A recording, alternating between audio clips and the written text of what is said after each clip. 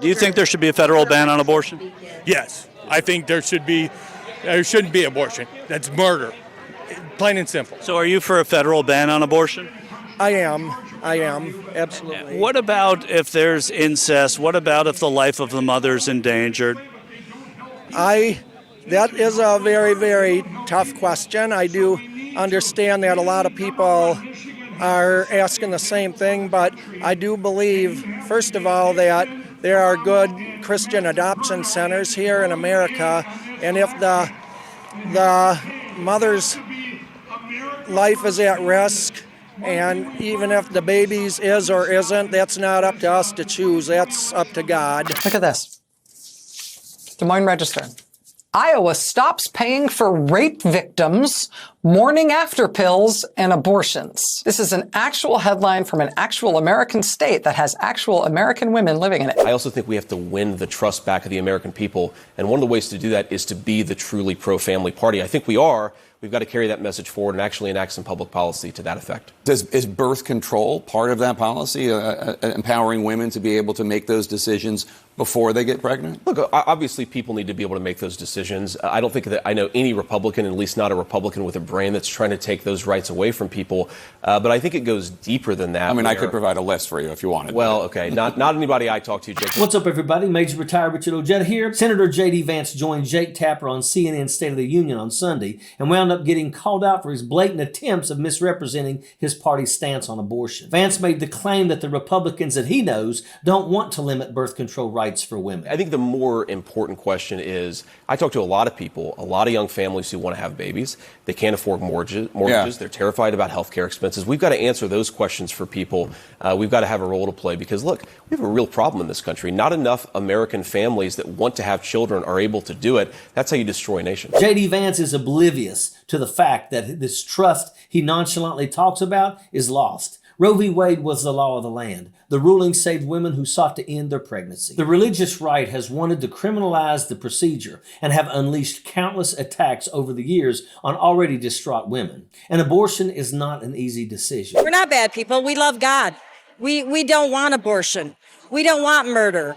We don't want a country that, we got 20,000 different genders. There's male and female. We want somebody that stands on the Word of God. America, it's really sad when people can say, I believe in abortion because what if my daughter gets raped?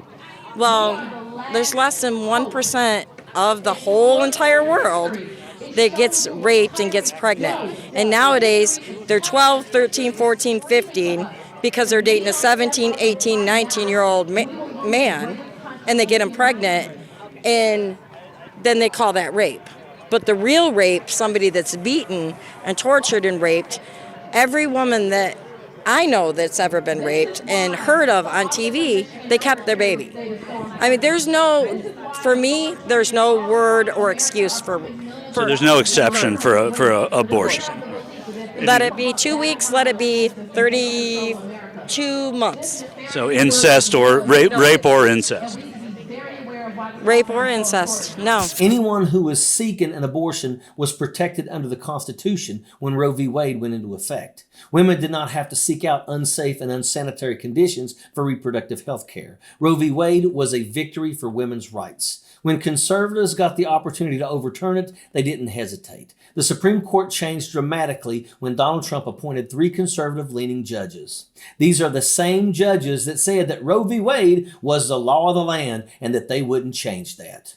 The Roe v. Wade ruling recognized that the decision to continue or end a pregnancy was ultimately the choice of the individual, not the government.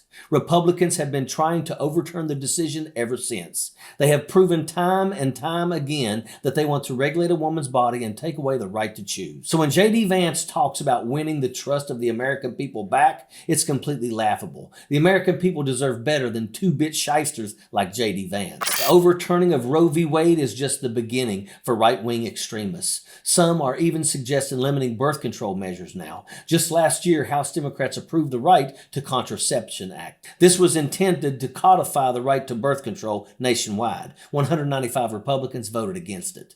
Not too much earlier, Clarence Thomas condemned the reversal of a ruling that restricted a married couple's access to birth control. Republican legislators in Louisiana had explored ways to make birth control illegal. So when J.D. Vance talks about earning the trust of the American people back, he's delusional. Vance suggested that there were no major voices in his party that wanted to take reproductive health care away from anyone, but Jake Tapper was quick to offer a list of names. J.D. Vance is a liar. That's why his name has been floated around as a cabinet pick for Donald Trump. Don't let him fool you. J.D. Vance is a corrupt sellout, and that is an absolute fact. Sappers clear the way, airborne all the way.